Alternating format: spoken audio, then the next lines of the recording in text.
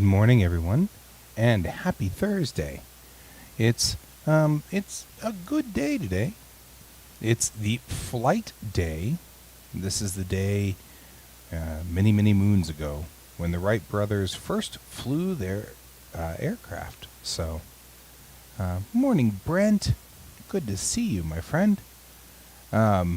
So, we're going to go on ahead and head on over and do our warm-ups, apparently with George. So, let's go. George. Let's see what George has to do. Hey, George. You want to join us for warm-ups? So, I'm not going to answer that, of course, because Kevin's calling right in the middle of the show, which, I don't know what his problem is. So we're just going to take a normal engineering scale. We're going to draw a line. George is fascinated by this. I'm going to draw another line. And then I'm going to draw a dot and a dot. And a dot and a dot. And then another dot and a dot. Boop.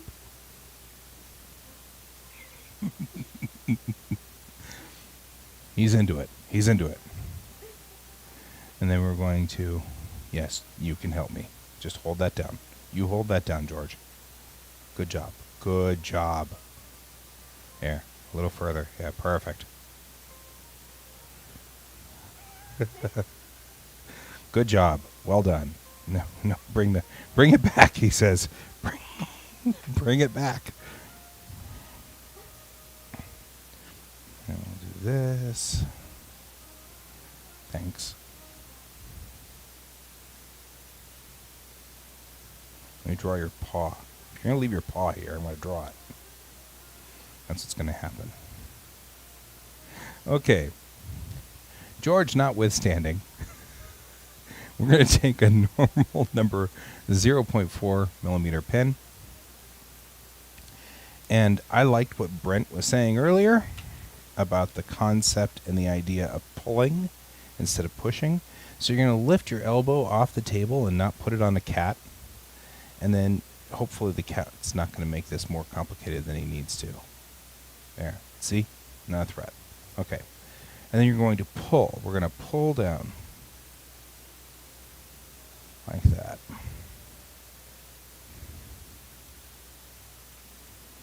I love the idea of practicing the things that are hard so that you can get used to it and adjusted. Human bodies are really all about sort of tension against the status quo. Sorry, George, but I need to turn the paper. You're just going to attack the paper no matter what I do, aren't you? Did you just bite my paper?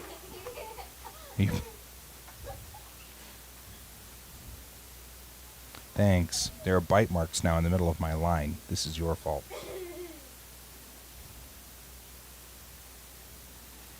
Okay. I'm going to pull. I'm going to assume that I can't do these long lines because of somebody, and I won't name any names. But he's, helpful right here. There we go. Now, with these, the whole point is to look to your destination and not look at your departure point. So here we go. We're going to look to our destination. You're going to start here, and you're going to look here. You don't want to look here because you don't want to follow this. The whole point here is to look there. So we'll start there and look to our destination. Again, start here and look to this destination. There we go. Thank you, George. You're a good cat, even if you're a goofball. Now, leave my tools alone while I'm over there, okay? Boop. Got you on the nose.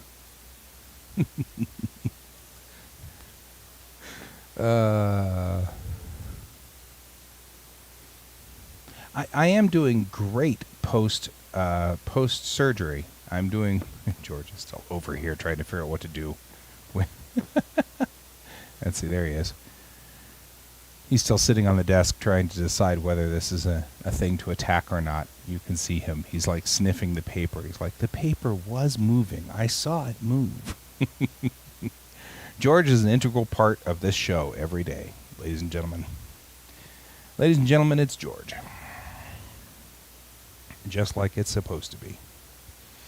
Okay, yeah, actually, it's now been, well, by the time this show's over, we'll be at 20 hours since surgery. I haven't even taken a Tylenol, which, makes me worry that the other shoe is going to drop somewhere along the line here. And I'm, it's like, but, I'm trying to be good. I'm not drinking my coffee from my straw because I don't want to pull the stitches. So I get my iced coffee in a glass. It makes me feel kind of like I've, leveled up a little or something. Anyway, yeah, all George wanted to do was bite it, actually. Boy, that was perhaps the most entertaining show warm-up that we've had so far. That was a lot of fun. Goofy little cat. Okay, we're going to work today on the mapping for the Kittiwake. So we're going to switch over here to the map of the Kittiwake. If you've not joined me before when I've done this, maps come out looking like this from a 3D point of view. And this took hours of mapping because even at the best of times, a computer isn't quite sure how to unwrap a 3D object. Not you. So if you take an object, let me find an object so I can make this illustration. We take an object, let's say, in the case, this Valkyrie from Macross. You can't just take the top of it because then you will never be able to get right here inside the engine nacelles. They are underneath these wings. You'll never be able to get on the bottom of these tails, let's just say, as an example. These tails then, from the top view only, you can't see the underside of the tails. Most importantly, you can't see the underside of the hull of the printing starships is totally an acceptable pastime. I'm just saying, I'm your friend and I approve. So there. So when you do mapping of an object, like in the case of the Kittiwake, we have to effectively unwrap it into some kind of flat object so that I can paint it, in this case, Clip Studio. I know, Brent, that I am preaching to the choir with you, but I also know that some people watch the show and don't really know what I'm doing, so I like to explain it so that we can figure that out. Now, one of the things that I did was I put a hex grid on the bottom of the hull of the Kittiwake, and what I'm really discovering is it looks kind of bad on this rift right here, and I could continue to go that way. But what I think I really want to do is load up the Kittiwake into DAZ and take a look at it and then decide which aspect of the hull that we want to just cut and make sort of a creative hull cut underneath there. Something that looks different and doesn't make it look kind of weird. Because right now it just looks kind of like the hexagons were dropped onto there and not mechanical, like somebody actually put the hexagons in and sealed them in like you would, say, the underplates of the ceramic tiles on the underside of a space shuttle, let's just say. I mean, as an example. So that's what we're going to do today. We're going to load DAZ Studio here on this computer, on this monitor, and I'm just going to bring up because it's in my Bellatrix Rising. Bring up the Seabird class Corvette.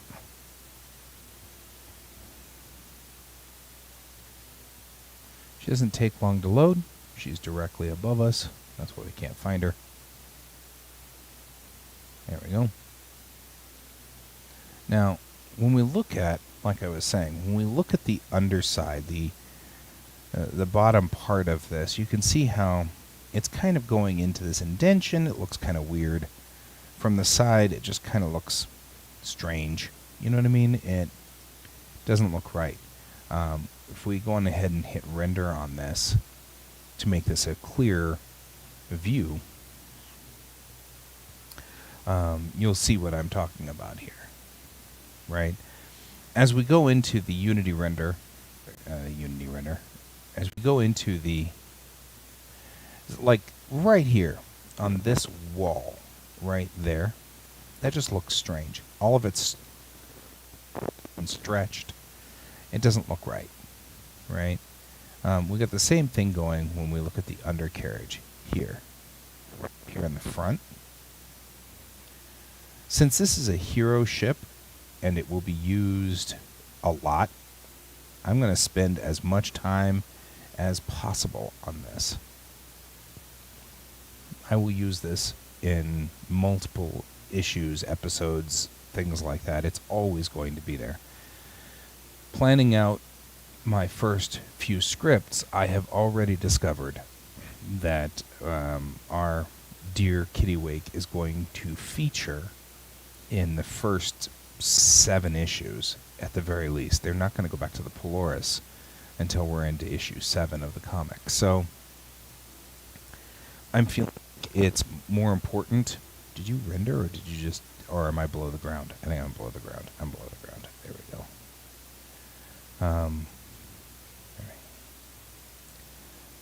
Since it's going to feature, there we go. So, yeah, see, I'm feeling like, see how these are getting distorted right through here into this inner carriage piece. It either needs to look like that was intentional, or we're going to have to do something about it. My first thought is I'm just going to trim along here, and then after, say, about here-ish, give or take, and there doesn't need to be hexes inside here. The hexes are great on the wings. They look fine. So I think what I'm going to really do is just make it look more like it was deliberate, like I intended to do that. So here's what we're going to do. We already have an idea of what's happening over here, right? We already see sort of what's going on. So I already have the rig here for this. I can see right there is going to be part of our problem. So we're going to come in here and look at the hex grid on this, right here. And let's just fix that. Right, it's right along this. That's too big. It's right along this line right here. And everything on this side of the line is inside a door, no less. So I'm just going to pull this forward to there, and then there, like that. And then we're just going to take the eraser tool and make it smaller. We're going to take the eraser tool. We're just going to pull out this hex grid.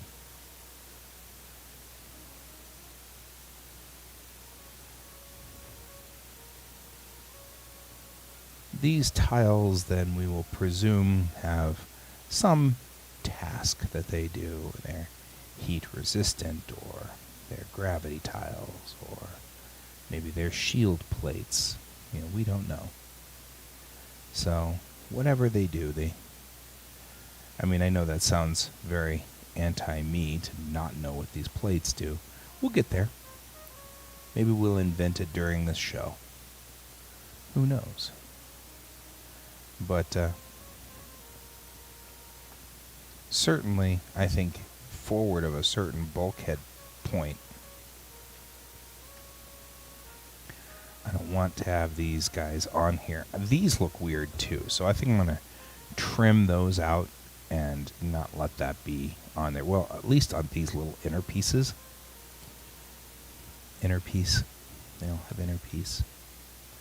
So I'm going to go on ahead and pull this forward to at least here.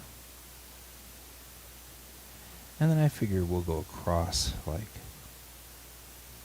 so. There, like that.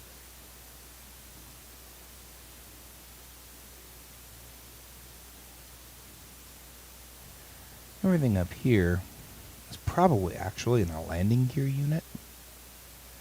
There's a forward landing ramp at this door.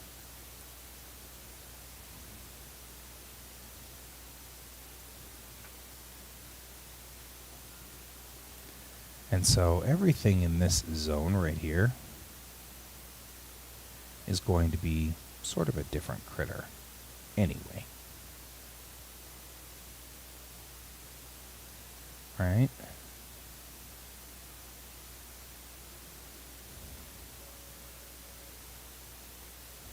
So now what we've done is we just cleaned up this area, this zone.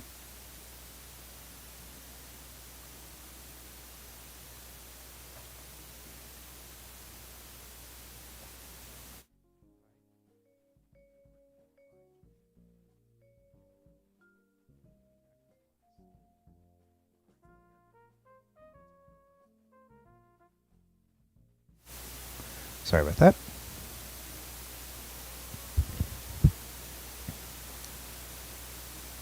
Why is there an underlying static? Do you see that static? I see a static here. Like, if I were to tone this down, could I kill that static? I wonder what that static is. There we go. Much more like it. Well, it looks like it's the gain on this. I can bring that gain down quite a bit, but then you can't hear me because now I'm too far away. Where is that static coming from? Because I need to bring that gain up so you can hear me. Yeah, there's like a static on the line or something. I can really see it. I can see, well, yeah, I'm down below 10 decibels now on this one. Wonder if I can kill it through the EFX monitor.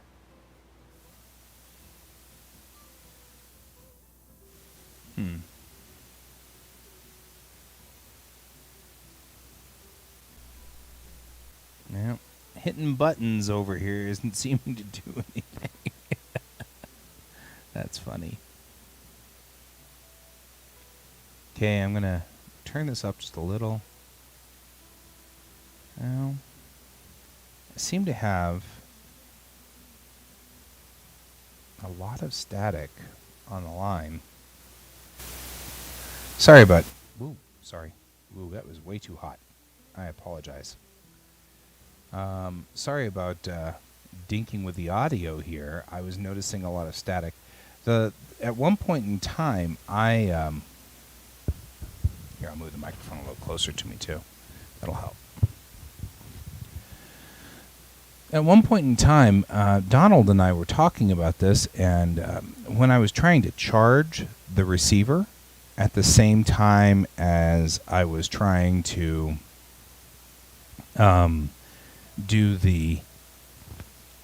when I was trying to charge the receiver while plugging it in, and it left this horrible whine. So I can only charge it and then plug it in, but I have to charge it while it's not plugged in, and it's kind of bizarre.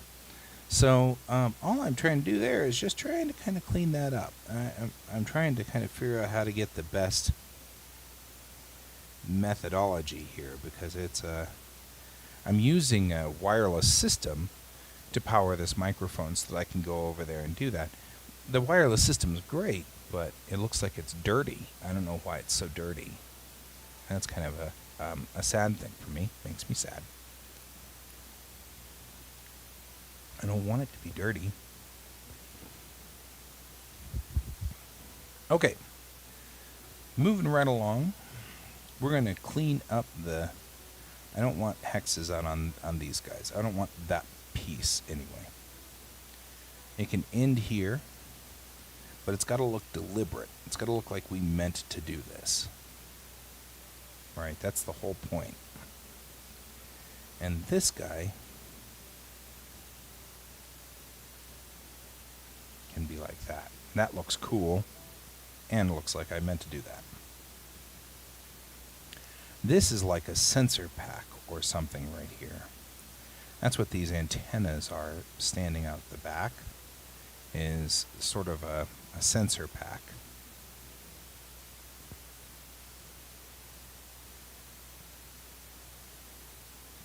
Let's go ahead and bring that brush size down.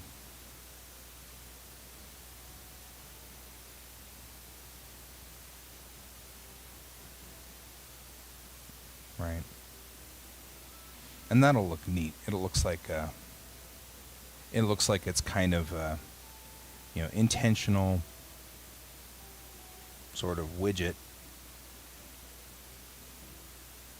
A sensor pack that's dangling off the edge of the forward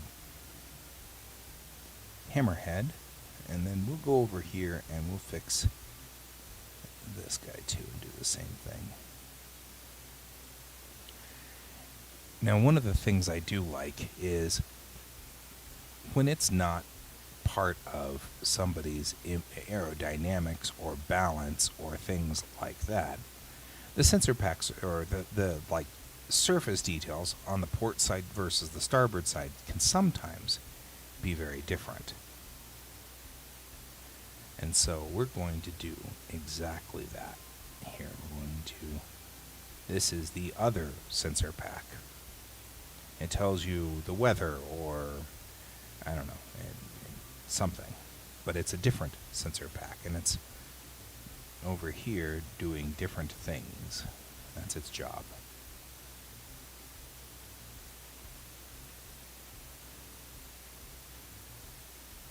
Right, and we'll go ahead and put in that.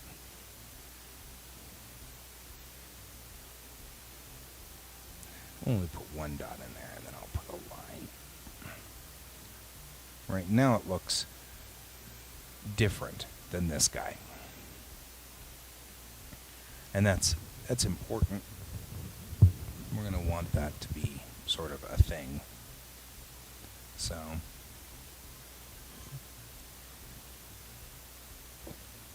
when we deal with these trailing units, they trail off the edge of the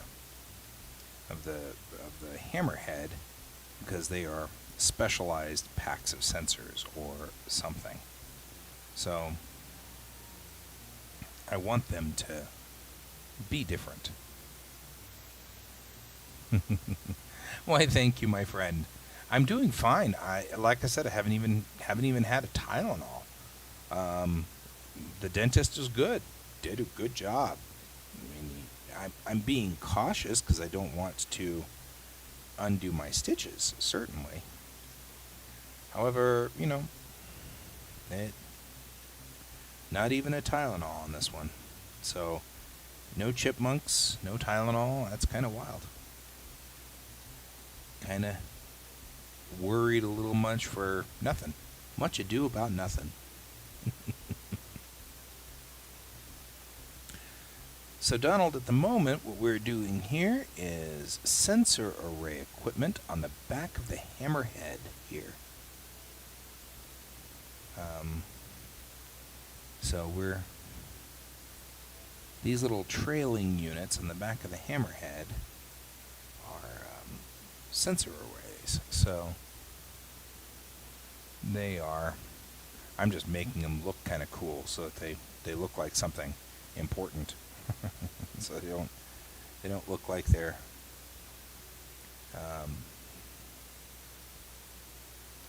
they look like we meant to do this.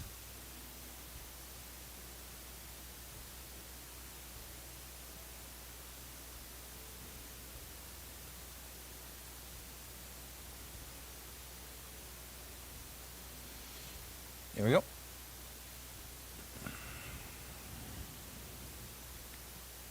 Now I think I want to do the same thing on the top as well, just to make these sensor arrays feel like they are uniform in some way. But here is the trick. I'm not going to follow this line here because it never follows. I'm going to follow a parallel line like that. And I probably shouldn't do it on the hex grid copy. We should do it on just the normal layer here. Okay, so we're going to do this. And then we're going to do the same thing right here. And then this is like attached through an attachment unit right here. So click, click, those are snapped on. And we'll match the sensor arrays to the sides. So gas, gravity, subspace particles, yeah, exactly. When you're in an atmosphere, they can sniff the atmosphere and tell you what kind of atmosphere you're in. This guy is this guy, so we're going to go on ahead and make him match.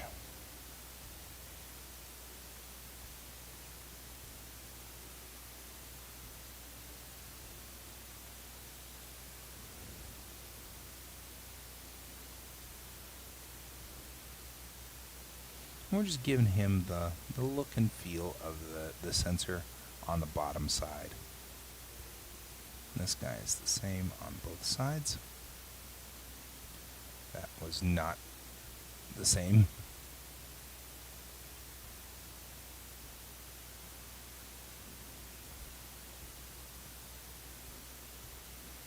There you go.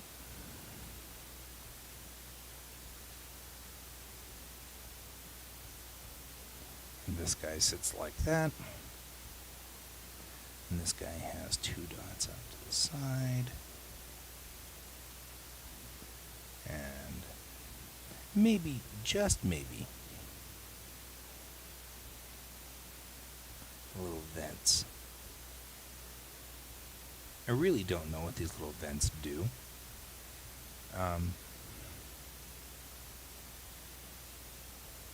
But I like putting them in. It gives interest to the hull. And gives interest to the lines and the line work, so it feels like there's paneling or something going on there, you know. One would say.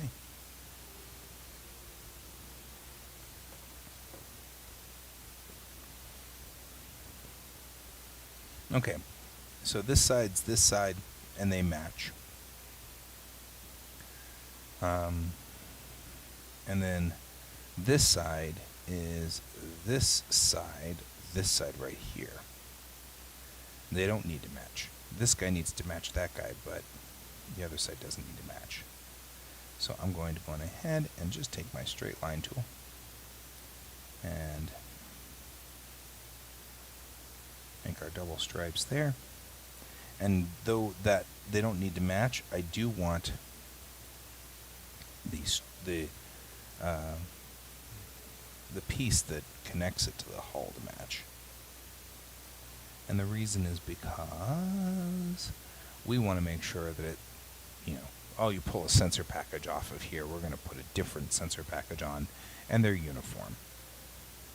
And since they're uniform, you can just snap one or the other on at some point on the other side. Right. Good enough. And we're going to do the 2 dots right here.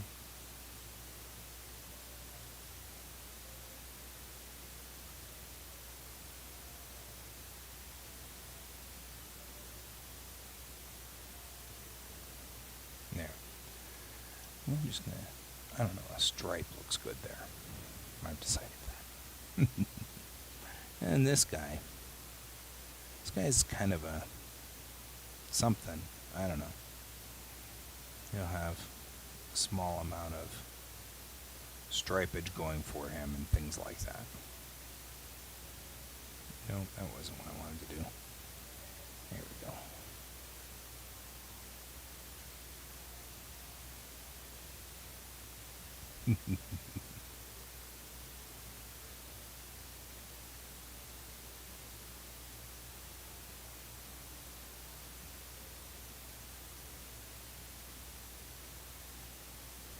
Yeah. All right. Hey, you're in a rare form this morning, Donald.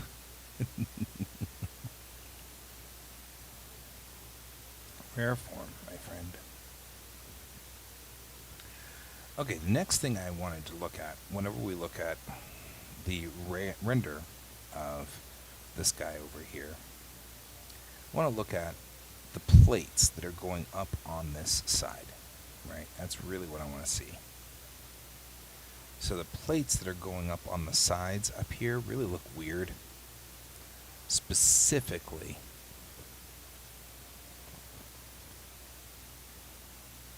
right at this spot right through here. That's what really looks strange, is right up on here. So I feel like following along here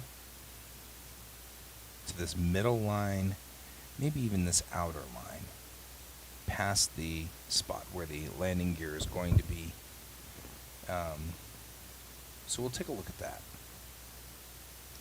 So coming back over here and taking a look at our monitor, looking at our hull, it looks like it's okay to this line, right? The line that's going from the door back to this point just after that. So we're going to go up onto the hex grid sign. Get ourselves a line tool. And we're going to draw a line from this point right here where the hull maneuvers down to the door. Just like that. All of these hexes will be fine.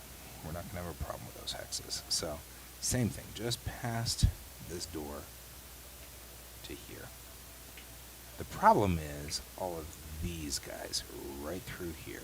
All of these guys are in weird shape. So, we're going to go all the way down to there. And these are the hexes we're going to get rid of. Same thing.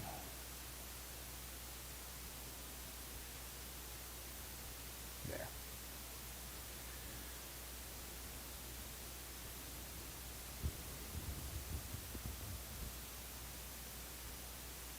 We're going to go in here, we're just going to clean up these hexes right here. Oops. We're going to go in closer and clean up the hexes.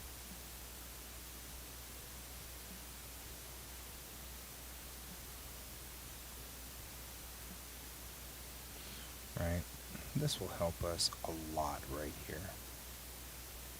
I'm trying to make this look like something somebody would have built. And I can see that this line's going to turn back here, so I'll leave that for in a few minutes. We'll come back to that in just a second. But right here, we're going to pull this back. There we go. I just now started. There we go.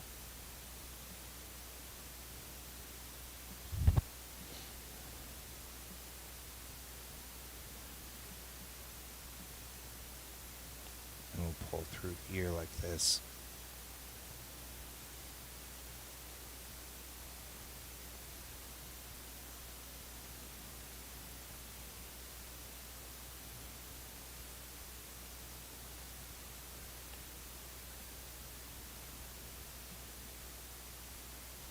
And all we're doing here is just clearing the hexes up in this middle section,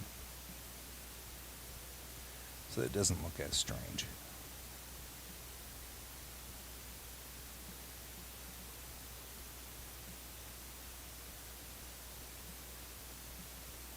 And we'll replace this, but we're going to replace this with hull plates of some sort that make sense. Like, I'm going to come across here like this, and that just makes sense. There's a hull plate there, right? This hexagon's still here, but it's been cut just a little bit to fit this hull plate, right? I can do the same thing at each one of these junctures, right? It could be a hull plate in there at any point in time and just make them look like they've got these hull plates going for them. That may make it look weird. We may have to do something about that.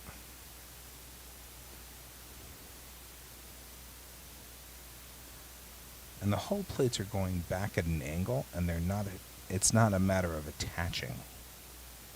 It's a matter of them going back in the angle of which they're perpendicular to that side. So the rules are they're at a 90-degree angle from this and coming from this side's plates. And the reason we have to adhere to that rule is because otherwise the temptation is to just reconnect these guys again. And that won't look correct. That'll look strange. Again, we'll go back to our warped hexes.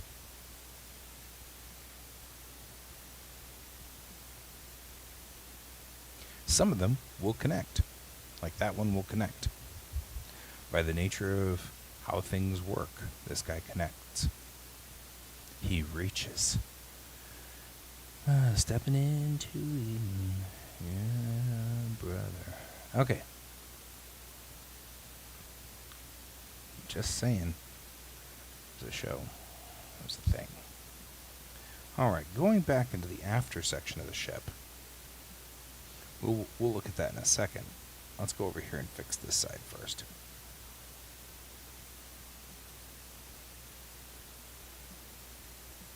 Okay, this is still same thing. We want this side, the rules are 90 degrees coming from the juncture from the right side or the wing side of the hexes. That's the rule. 90 degrees to this, or at least close to it. I'm not going to be terribly offended if it's not exactly 90 degrees. Oops. However, I will be offended if it's not close to 90 degrees. Okay. I didn't think I'd gotten all the way down here to the front of the ship.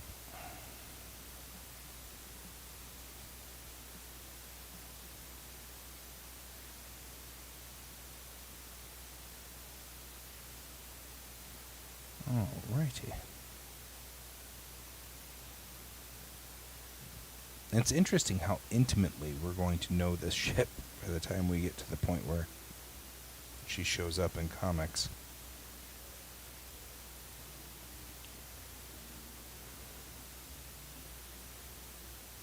I've noticed that when I build these guys, because I built the Tamerlane this way, for the comic Tamerlane, when I build these guys, I get this, like I will make a mistake and one panel will be out or something, and I can't stop focusing on that one panel that's out, and it's very hard. I mean, it's difficult. I will see it in every frame. And at some point, I will start to go in after I've rendered it and change that one panel compulsively in each frame that it's in. And that seems like that's just such a bad idea. The whole point here is to make it so that I don't have to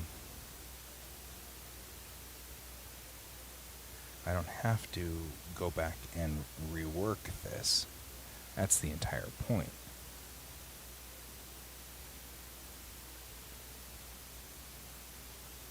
Yeah, buy clear. If you have clear, then you can put blinky lights in it. Blink, blink, blink. Like, I totally because I was a good boy at the doctor, I got blinky lights, and that's like the best thing ever. And I have a whole bunch of them. They all blink. This is kind of cool because actually kind of looks like some kind of back and forth blinky. Ha ha ha. But,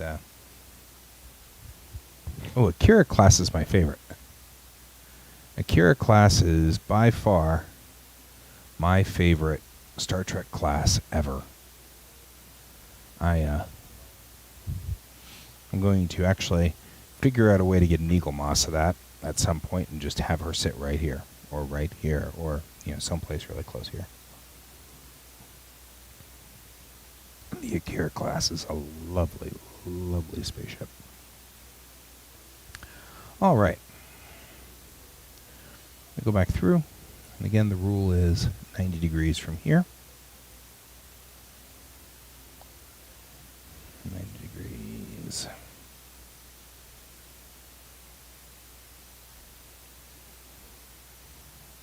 It's particularly funny all the time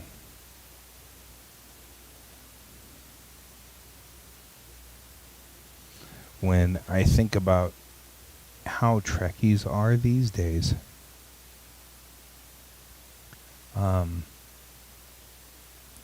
And, I always talk about how I used to be, back in the day, a hater of all things Berman. He would create new Star Treks, and I'd hate them all. Hated Next Gen, hated DS9, I hated Voyager. It took some real time. They don't offer your resin in clear? That's odd. I mean, I absolutely believe you. Don't get me wrong. I wouldn't have expected that.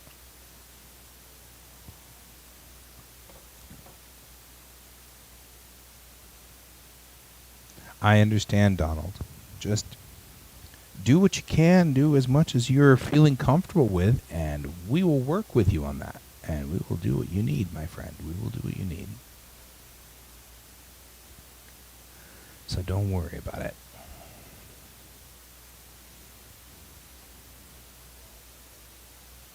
Would be the red, huh? But black is difficult. Black is a trouble child. I understand that. I have had issues. My problem with using like black resins would be that I wouldn't be able to easily identify whether it was printed properly or not. Okay. Point. I think everything on the tail section from here back is probably only this small section right through here needs to be dealt with.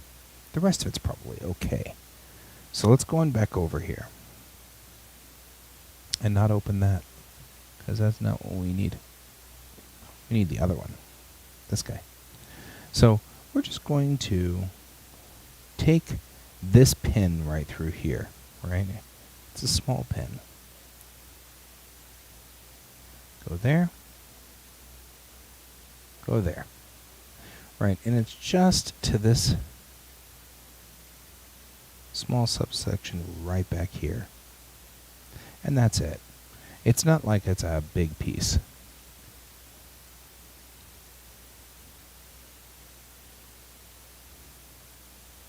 Right? That's what I was thinking too. That's why clear is awesome. But I get clear is not an option. That makes total sense. And I will look at that PM in a moment or two.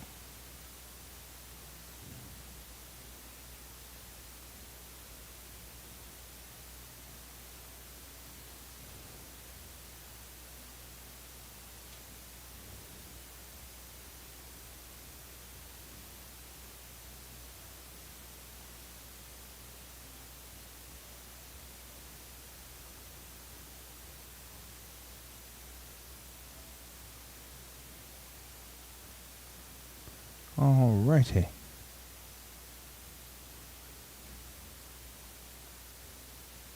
These little sections right through here. probably excessive to go into that much work for this, because it's probably still going to have just a line, a whole line across it at some point. So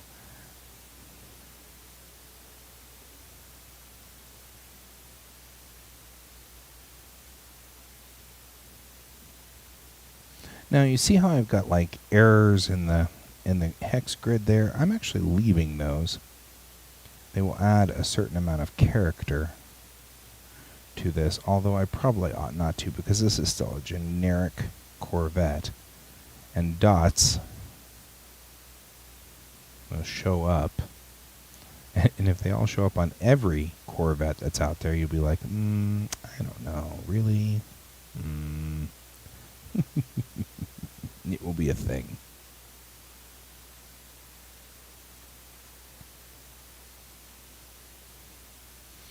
Slicer image is cool. Okay, so I'm going to go on ahead and follow this line here. And then the same thing, the same rules apply, except that I didn't do them. The same rules apply to the after section. 90 degrees to this, and starting from the hex lines.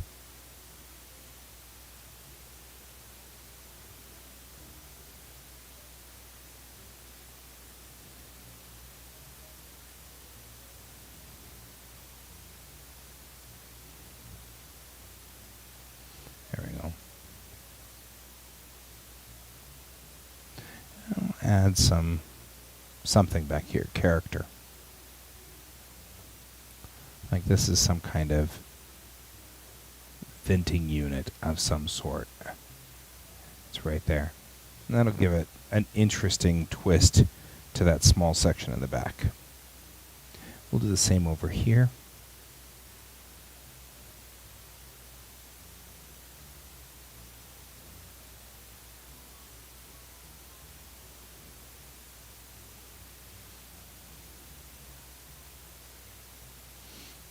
There are times where it's sometimes better to just be back a little ways.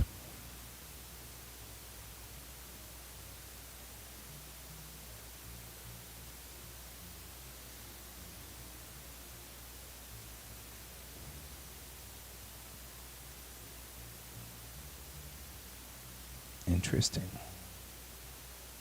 It doesn't align. Oh, it does align. There we go. We need a 3D, right?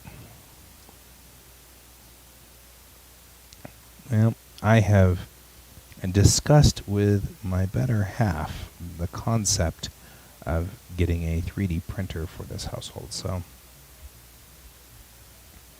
I think that should work pretty well. Forward sensor units right up here should follow the same rules all of the other little extensors that are coming out of the ship. It should be like this, and we'll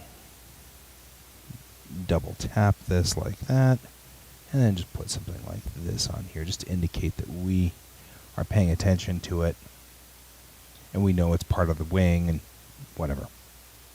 Whereas on the bottom half here, this guy should go all the way out. We're just cleaning up small errors in this. Same thing here. We'll take that out right there and end its career, end its sort of what its mission is at this point in the juncture. And we'll double tap that and just put something here. I'm going to remember that this is close to the engine nacelle. The engine nacelle is right here. So this is going to end up being really close to that nacelle. So it's going to be hard to see it even if it's doing anything. So come over here to this side, do the same thing. Take everything after from here out. We'll double tap it like that. And we will add that. We'll go to the forward section and make sure it doesn't have anything past there. Doesn't need anything past there. We'll go ahead and seal this in too. We'll add a line or construct just to make it. It has to look deliberate. Look like we meant it to do that.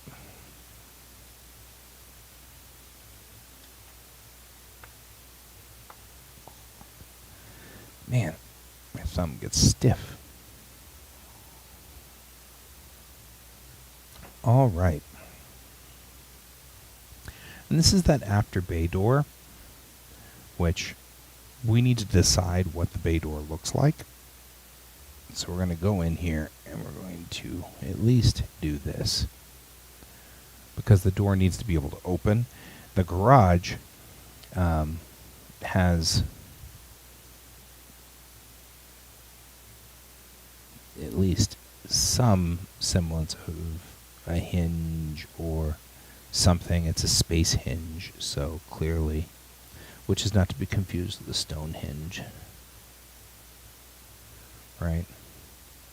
The space hinge allows it to open in space. Anyway, so there we go. The other thing I want to talk about is like this structure back here. The pieces back here. This guy right here, he is on either side of the door coming out. So it comes out like this. I feel like there might be something on this after section of the ship that indicates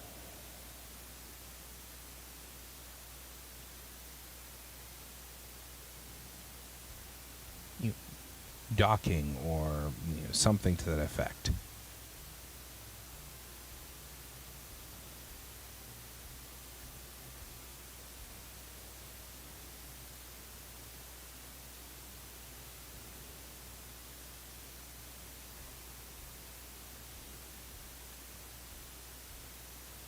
Go from landmarks.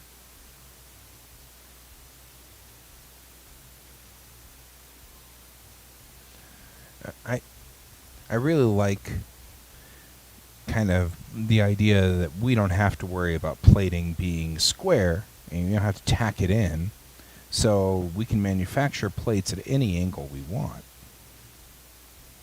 So if we're going to be having plates in the back of the ship, there's no reason to have them specifically hold to a specific look.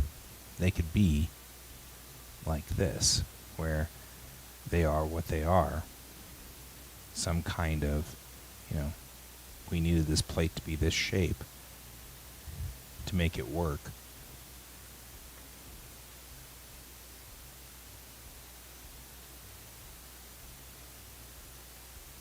I kind of like that idea that there is like a weird logic behind plates on the back of the ship being kind of like that. I mean, it's a thing.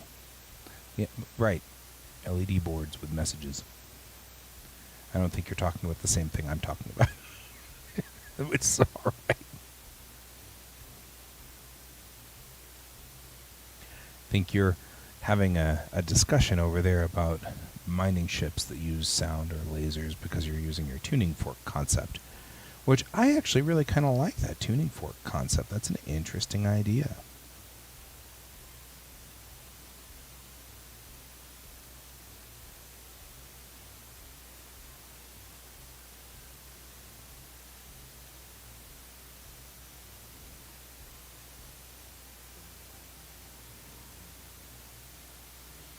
There.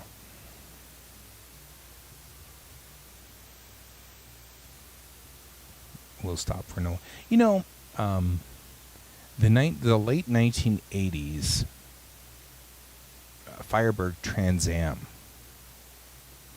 had tail lights that had a grid pattern over.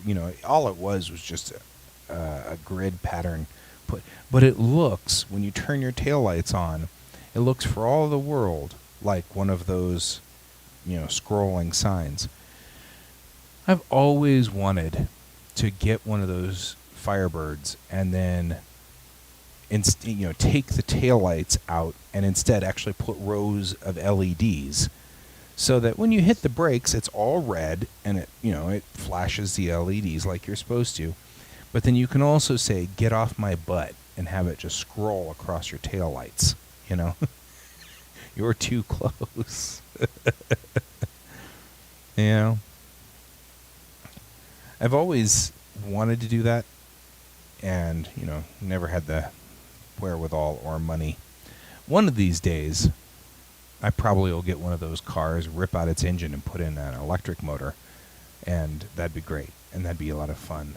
My bestie's doing that right now with a number 4, a Volkswagen number 4, and he's going to make it into a little race car, and he's going to pull the engine and the transmission out, and he's going to put in an electric motor and battery packs, and that's going to be fascinating. So, right, if you can read this, flip me over. I think that'd be awesome.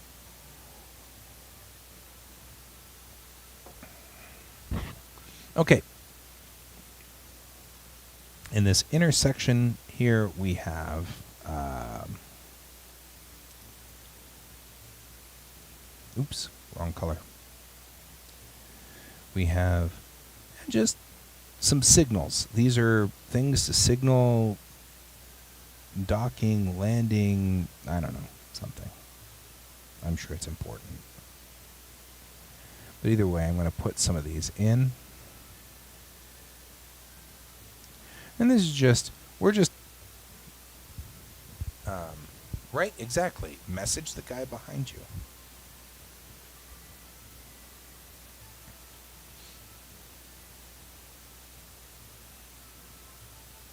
Right?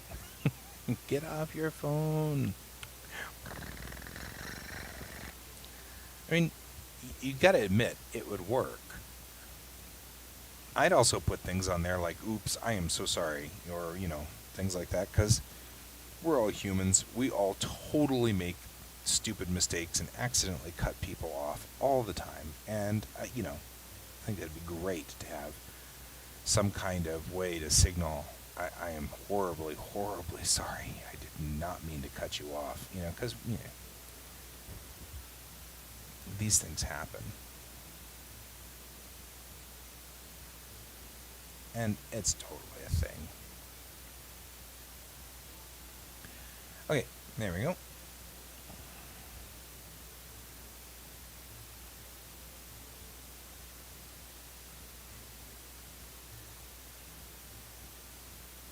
We're just giving things, so it makes some logical sense back here. It's just widgets and bits.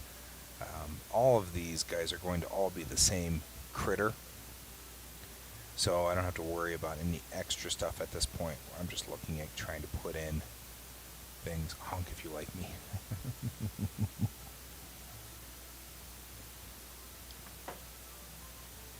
Honk if you can read this.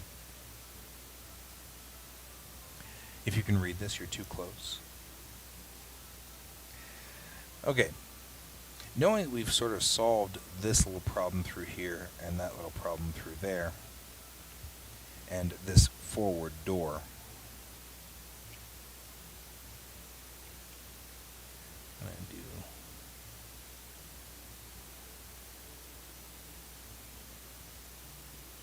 a triangle to try to tell you, walk this way, talk this way.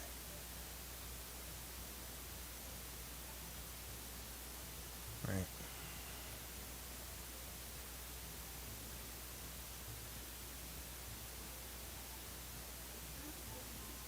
Okay, guys, the lights have changed color. So we're going to get up and take a break. So let's go on ahead and stand up and stretch. All right, I'll do a stretch here.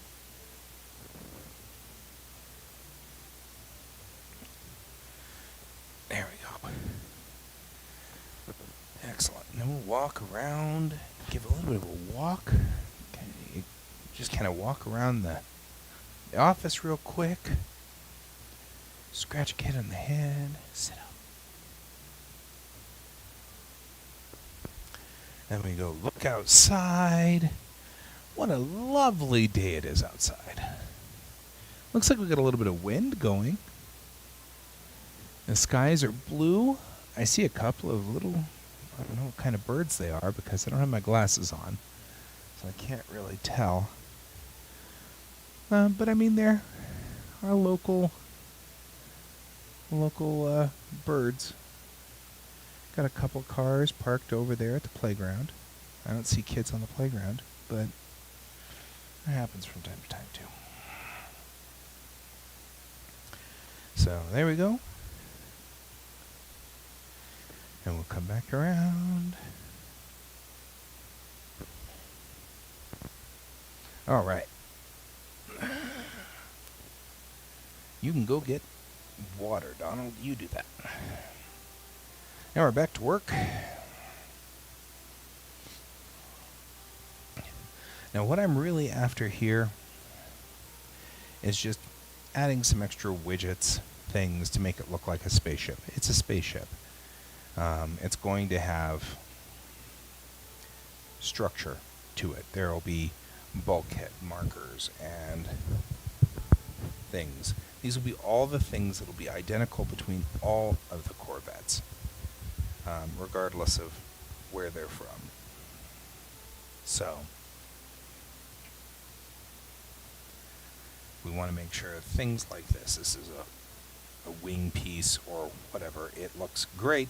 These are the missile tubes on either side for launching missiles.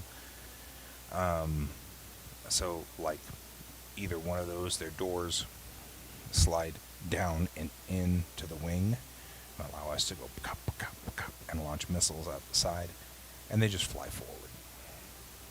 So we've got control surfaces to plausibly, hey Ian, you should see the 3D model. Here's the 3D model. So we've got sort of this guy here. Let me turn off. Just go to texture shaded. We're putting him onto the 3D model, and I'm just texturing the 3D model here.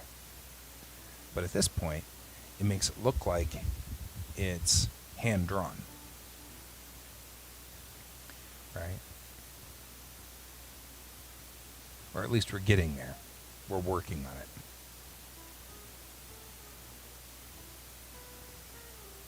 And I just added in sections here, here, here, and here, and little, like, tab pieces up here to just give some detail to it. I still haven't figured out how to make Daz not do shadows. You see how we've got kind of a shadow going right here? Let's print it. I absolutely agree. We should print some of these Corvettes. They're really fun. So we just need to... I can make an STL file for this, and then you and Brent can both print it, because I think Brent wants to print them too. But yeah, I absolutely think this is going to be a lot of fun to print, so I think we should do that. I will send you an STL file whenever... Well, actually, I can send you the STL file now. I feel like the ship's hull is done. The 3D printing, the 3D aspect of it is complete at this point. But, now I'm just trying to get the mapping to look good for my comics, because like under here, I feel like I still have kind of weirdness going on in some of these under hull pieces. That's not going to work because I'm underneath the ground. There we go. Need to not be below the ground. Yes, we have about a 30-second. That's usually what happens on Facebook, is we get about a 30-second delay. So a lot of what I'm trying to work on today is the hexes don't look good under here. They really don't. And they don't look good right through here. So I'm just putting in plates there. And, or drawing plates. I also don't like the sensor packs on the back here having any kind of hexes on them. They should be cut so that the sensor packs are, they're separate units. And then these hexes look great, as long as that's not the case. Oh, I should probably check my wing tips. Make sure that the wing tips don't have weird on them. So the wingtip trail or wingtip forward, yes, okay, good. Did I do them on either side? No, it doesn't really matter.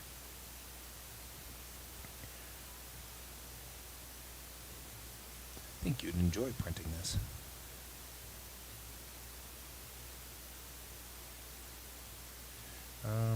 Let's not do that. So all I'm doing now really is just adding a bunch of just things you might see on a military spacecraft.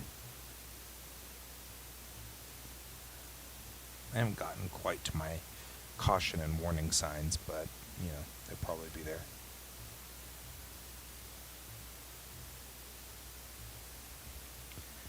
Just to make it look like it's got an aspect to it.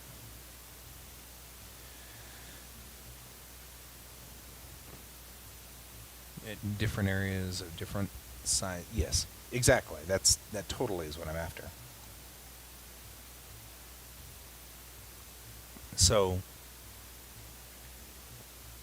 right through here, Ian, I just put straight across, and that should make just straight plates on that undercarriage instead of going with the actual hexes, because when the hexes were bending, that was what was making it look weird, because those bends would get weird in there. So as long as I went straight, I think those should be fine. And this is actually a landing door, so there will be a couple of other pieces that I need to make here. Like there needs to be a landing door on this front piece, and the landing gear, which live here and here, actually fold right into the hull and sit on the bottom of the hull. So what we'll do is I'll make a version of this with the landing door up and the landing gear up, and then we can print that, and that'll be cool. So, okay, I'm going to save as, and we're going to put this into here as JPEG. We're going to go for, we're already at 10. So this is 11, this is 12, and this is 13. So we're going to go to 14 on our Unity Corvette function. So we're saving as 14. You're already rendered. Let's take a look at 14 to make sure that this comes out right. I'm going to select the entire unit. Go in here. The only thing is there are pieces of this that you really don't want. The windows really are kind of a problem. Browse. And we'll pick up 14. Which is you. Oh, I forgot that it was Unity version 2. That's alright. Okay, now we've got all of those modifications are sitting in here. So let's go ahead and just take a quick peek at the undercarriage, because that's really the biggest problem. There we go. That looks a whole lot better. Looks cleaner, looks more deliberate. Looks like somebody meant to do that. And even though there are bends here and here, those look much more like you'd see in a hull piece. You take a plate and you bend it to fit into the hull piece, as opposed to weird hexes going strange places. So those look a whole lot better through that line.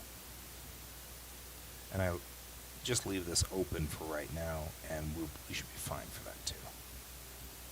Do want to check one thing. It appears, oh, I see what's going on. That becomes a diamond because of the shape, the undercarriage shape there. Becomes a weird diamond. That's all right.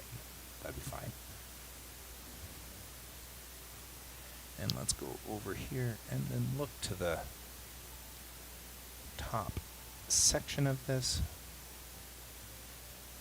And I think we're going to call this guy good, but I want to make double sure that all of my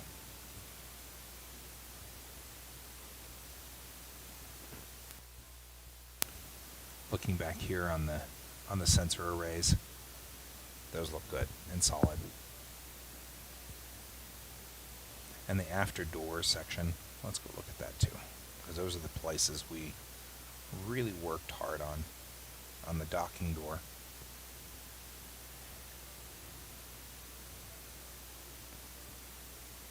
And I see things like I don't see them connected here, but I see them connected there, and that's the important part. Here's another thing I'm not seeing though.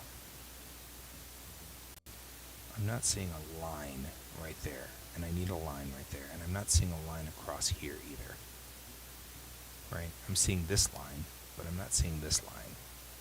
It's there, but it's extremely small.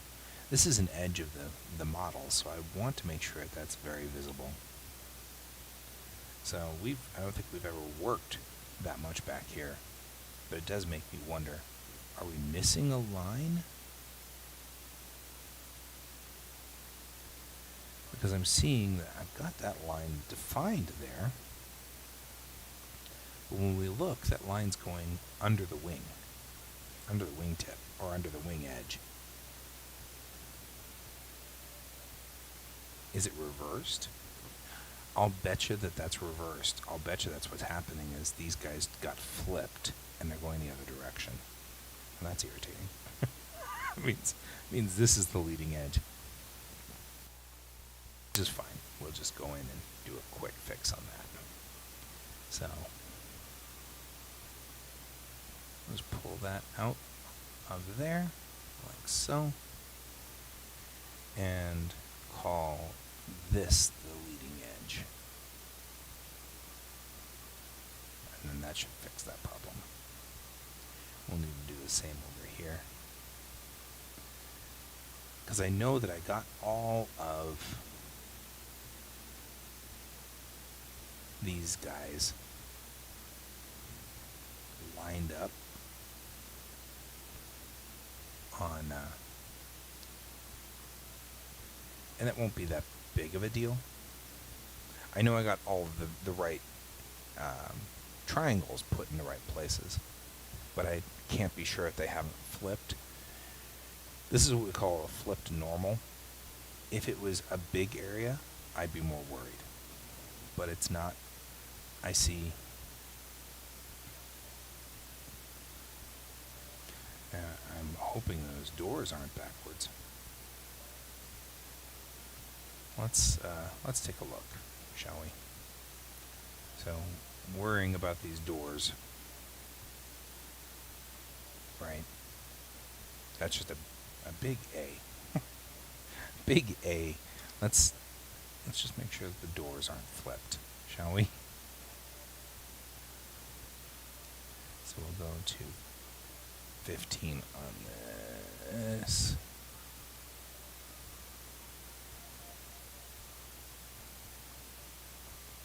Oh, I agree. I agree, Brent. I think that's a brilliant idea, is to have a printed model of the kittiwakes just sitting there hanging out on the table. But I think it should be one in, something close to, I would almost want to say 1/100th scale. These aren't very big ships, so 1/100th scale would still only be about yay big.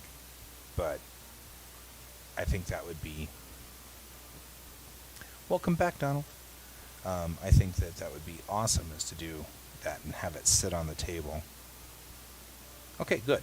I see the A going the correct direction.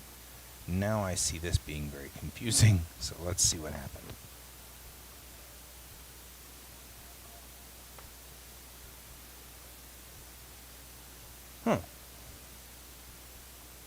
Well, that was not what I expected to do. However, it isn't bad either. The doors on the back are correct, so that's a good thing.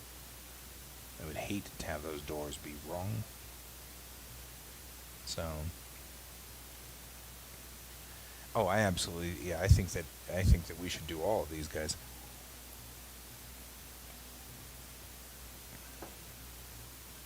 And let people pick it up and look at it and feel it. It would have a tactile feel. Okay, I still need to clear this line.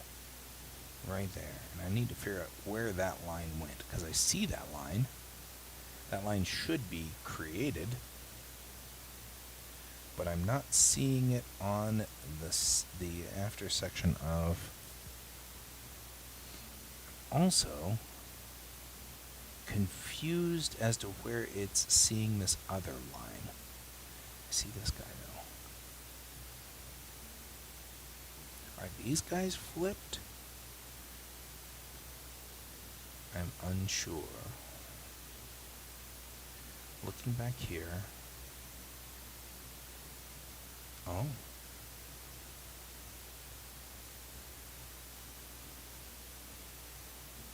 I feel like they might be flipped.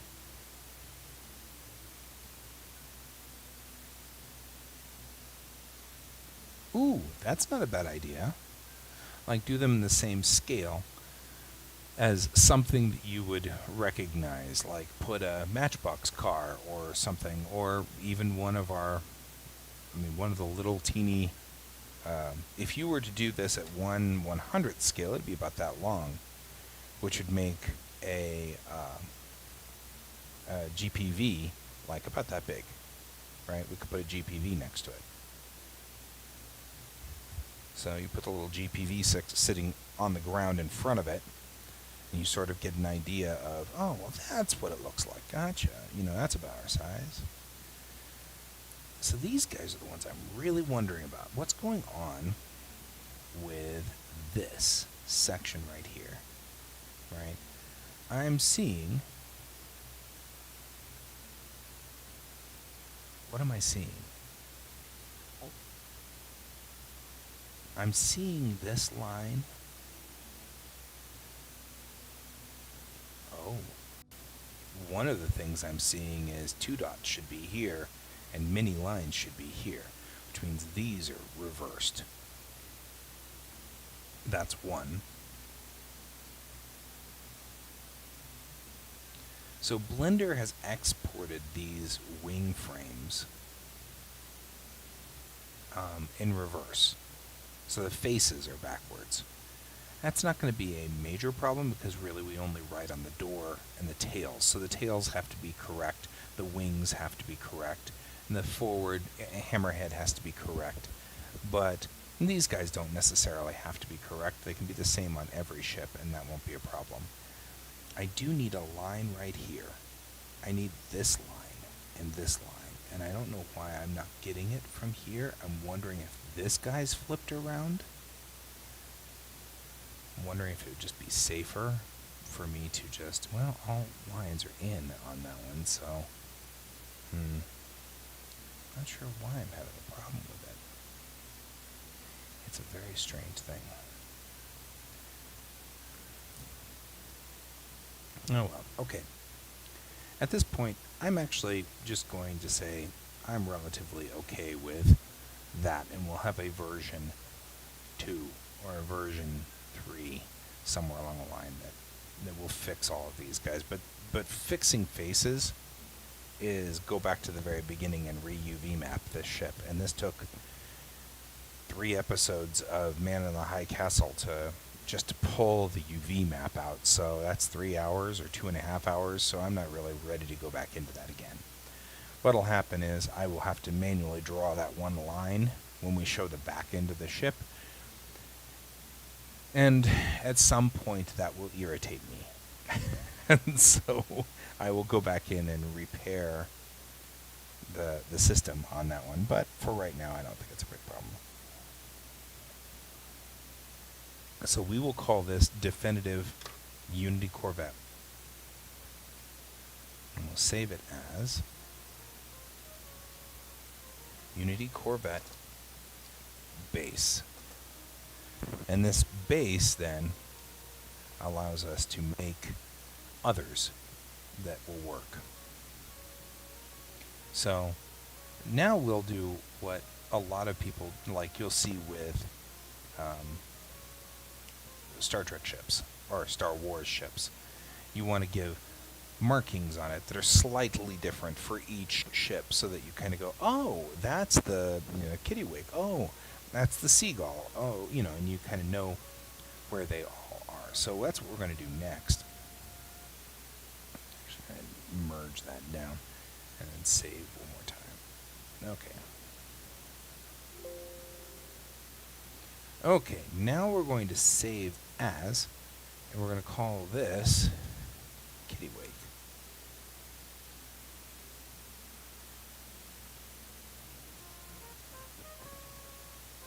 So this guy is the Kittywake specifically. For the Kittywake, we're going to turn these back on so we can see what we've got going on here. We want it to stand out and look like something that would be. So we're going to go on ahead and. There was once a show called Black Sheep Squadron. Is the door too big for in the back to frame in? Well, I'm not sure what you're asking.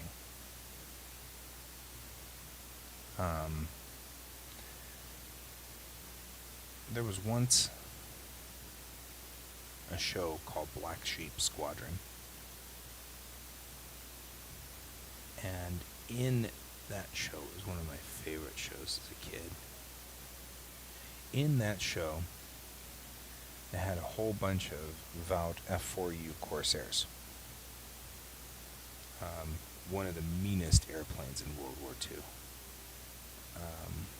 And the only plane to actually really give the Mitsubishi Zero a run for its money. But one of the guys, one of the planes, had a big arrow on the wing. And I always saw that and knew, that's some dude. I don't know. I didn't know who that dude was, but I loved the big arrow on the wing. It stood out. I saw it. It made total sense. So I'm going to put an arrow on the Kittywake's wing. And that way, when we see her flying around, we'll say, that's the Kittywake. You'll know she's got a big arrow on the wing, and so it makes total sense. She'll be something completely different. Originally, I had the Kittywake as 287, and I have come to the conclusion that really what she should be is 510, so that she can kind of inherit the NCC number.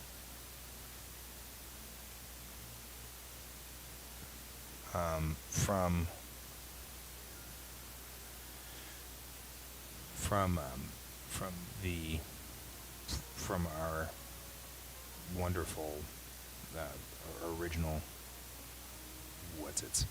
the original starship that we had her as. Right? So she's inheriting the registry number from the Tamerlan. Right?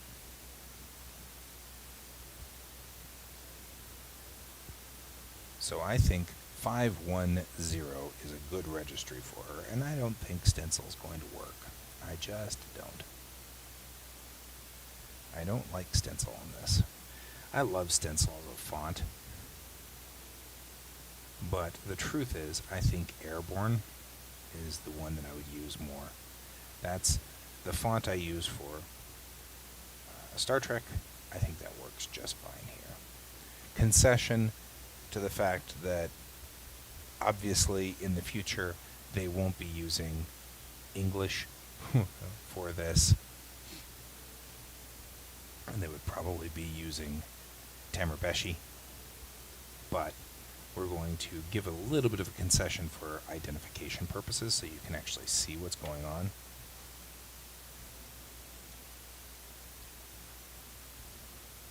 Right?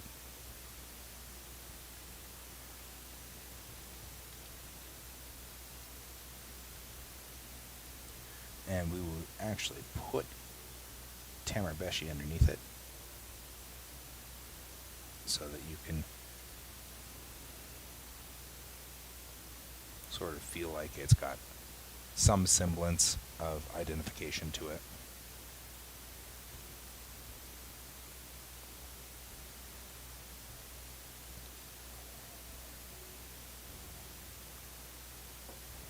There we go.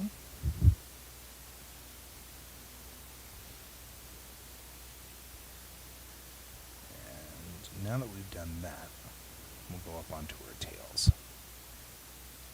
Right. We'll do the same thing on her tails that we have done now elsewhere. We'll give black-tipped tails, which sound good to me.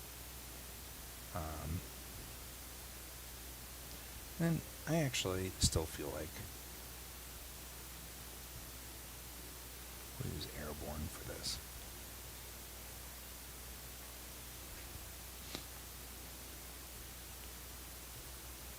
And we'll tag. These are the lower tails. Down here.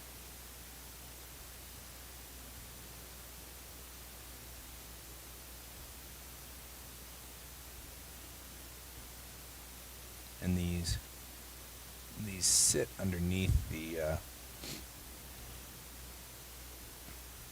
this guy's slightly larger than that guy. These are the ones that are underneath. So we'll do that. And these are outsides. Insides don't need that kind of information.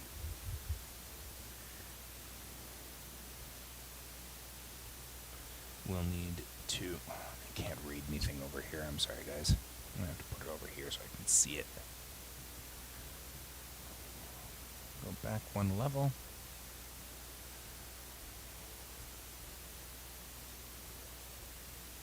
And we'll bring in the Union Saturn.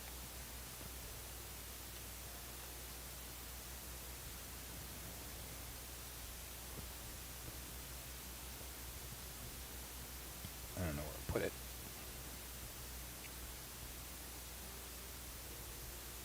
Oh, I selected the wrong layer. No, I didn't. I selected the correct layer. Where'd you put it? Where'd you put the Union Saturn? Oh, up at the upper left. There she is.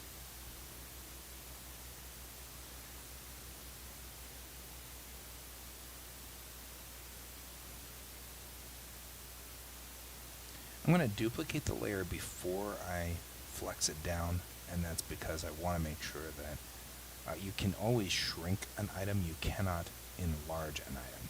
So you want to make sure that you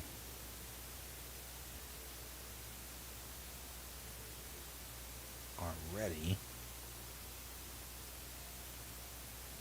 There we go. We're putting livery on now.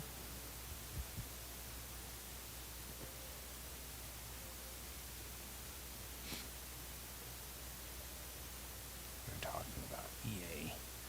No, I think I think if I'm looking at the door frames, the frame's fine. It's right here I'm still kind of worried a little bit about. I don't know. Well, I'm not that worried.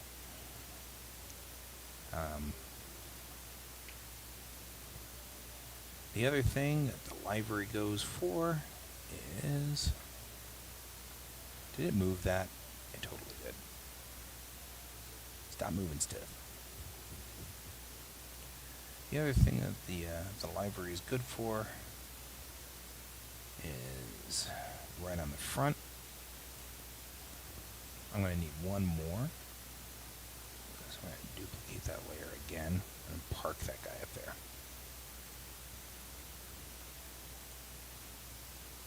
The livery sits right on the front of the hammerhead on the left side. Check to make sure it's still on frame. There we go. We don't want it going too far forward. We have to remember that there's a gap between the front of the hammerhead and here, so we want to make sure it's there. And once again, we'll do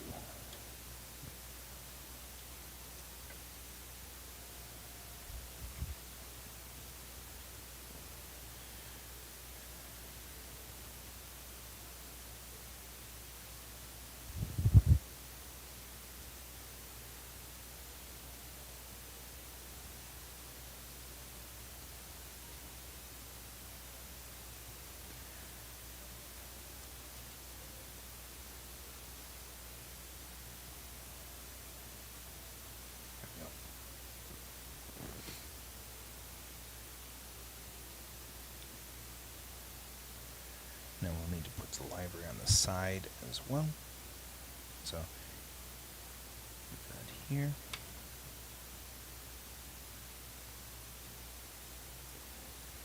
And we could probably say that part of the reason why it's in English is the conceit to traditionalism.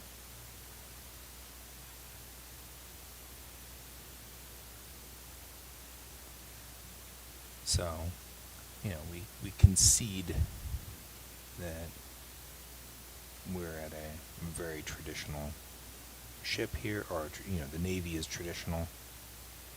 So I want to just pass this bulkhead piece, because it's got to match the other side. And duplicate the layer.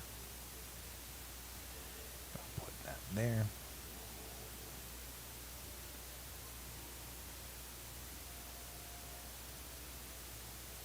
There we go.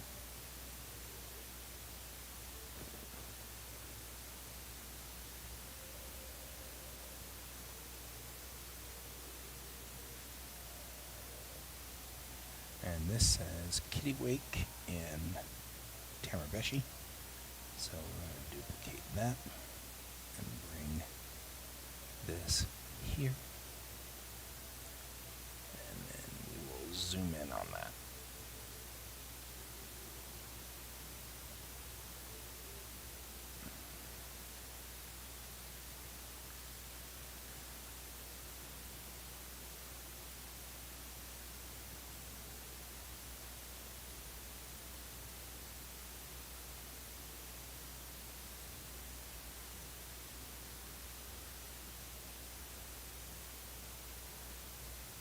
There we go.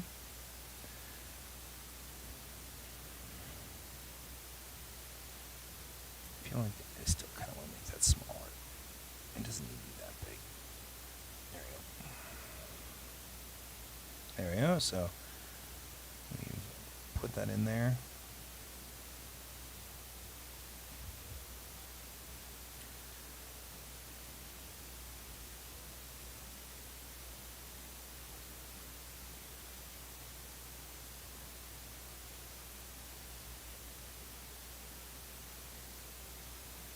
Let's put a military marker on her.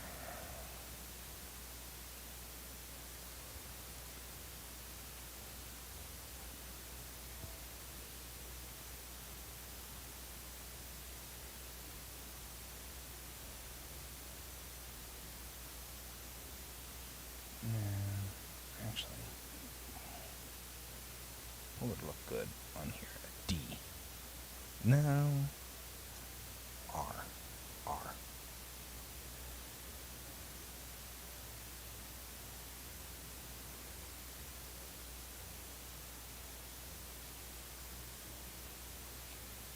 And some of this is a concession that we're making that indicates a certain amount of, I'm going to make this a black section there, like that. I'm going to take this R and reverse her.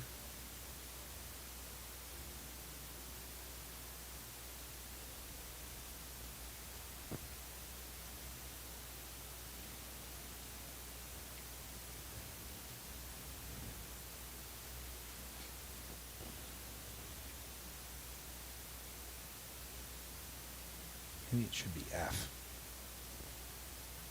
or S. I think I kind of like the idea of it's sort of opaque as to why certain things are marked certain ways. So, I mean, many of you gentlemen have been military. Sometimes it's like, why did they do that? I don't think they know why they did that. I am going to add a black marking stripe down her back. And she will be uniquely looking sort of critter.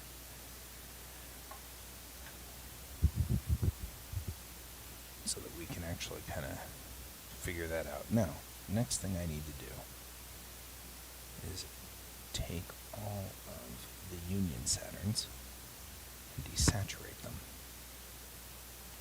So we're going to transform. I should have done this before, by the way, tonal cream. We're going to take the hue, saturation, luminosity, and we're going to desaturate them, right?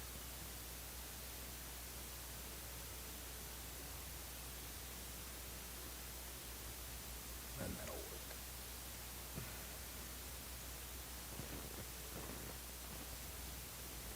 Now I really do need to make a version of this the Union Saturn. This Union Saturn needs to be put next to the docking door.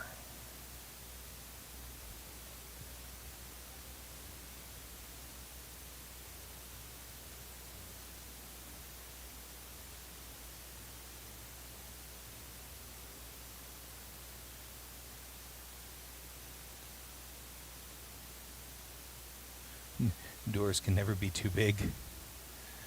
If you're talking about that after docking door, the after docking door just needs to... Hey, I thought I got out of that one with Photoshop, but I guess I didn't. That after docking door needs to be a garage, so it's going to live its life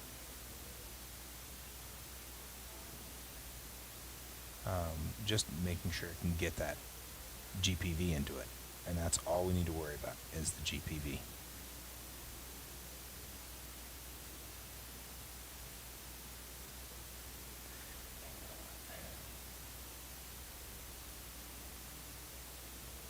You to be in line there, and you can be in line here.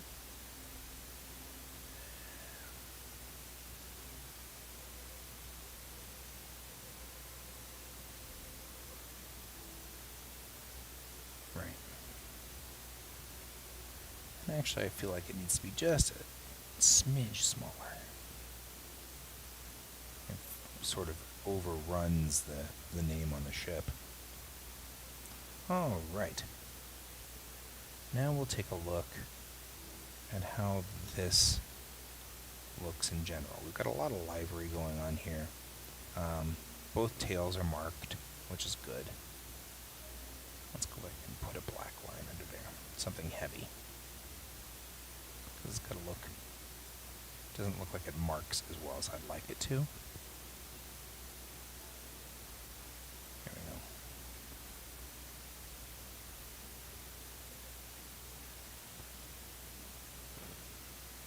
And it can go over, that's fine.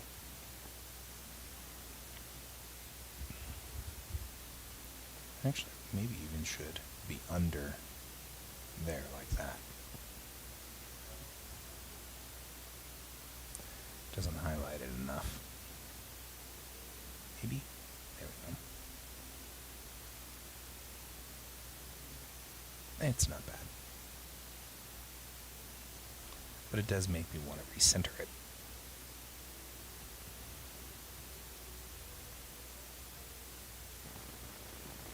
There we go, just like that. Put it more. Just offsets that. Okay. Now that we have sort of the livery setup here, got a lot of markings on either side. The front of the hammerhead's marked, the wing is marked, the undertails are marked. We need to worry about the inner tails. Okay, save as. Kitty wake.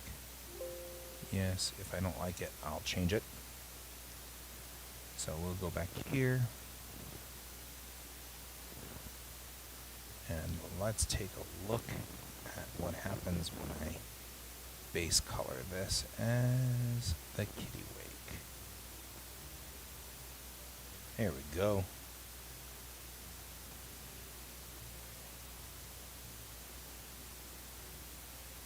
That's good. That's solid.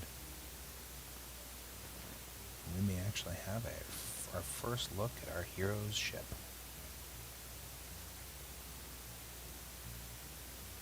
Let's render that.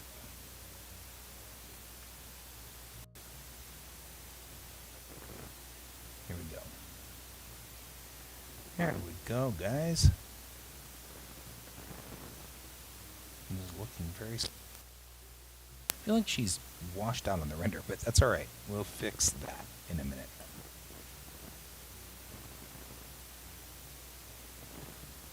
It looks solid. It looks solid. I'm happy with it. It's looking good. Okay.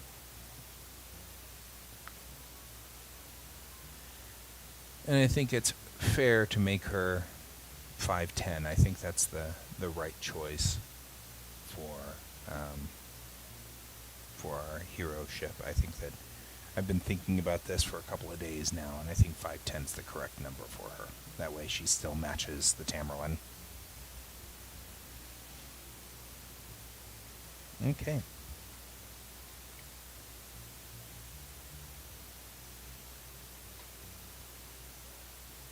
Yeah, I'm liking it. I like the arrow on the wing. It's my nice little callback to that one guy. The one guy that was in Black Sheep Squadron who had the arrow.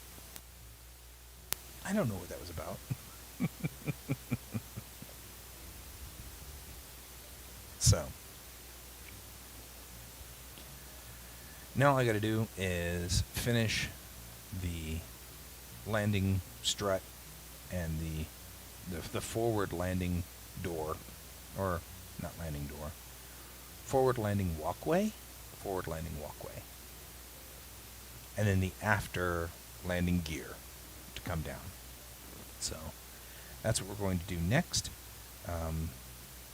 However, I have to go change medications, so I'm doing an antibiotic. So the antibiotic they gave me was the wrong antibiotic.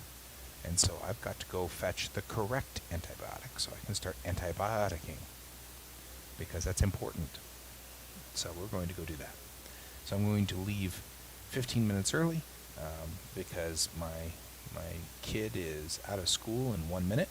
And so he and I can then head out and go do that, and hopefully get back in time that we can still have, a normal lunch like normal people. So anyway, other than that, loving where we are with the kitty wake. She looks beautiful. I like the ridiculous stripe down the back. It's so classic. Why'd you put a stripe on the ship? We don't know. We have no earthly idea why we put a stripe on the ship, but we did. But yeah, she's got good markings. She looks like a military ship. I like her. She's running fine. So that's interesting. However, I'm apparently also getting in weird little, like, why did your mapping do that moments. Oh, I know why the mapping did that. That's perfectly acceptable.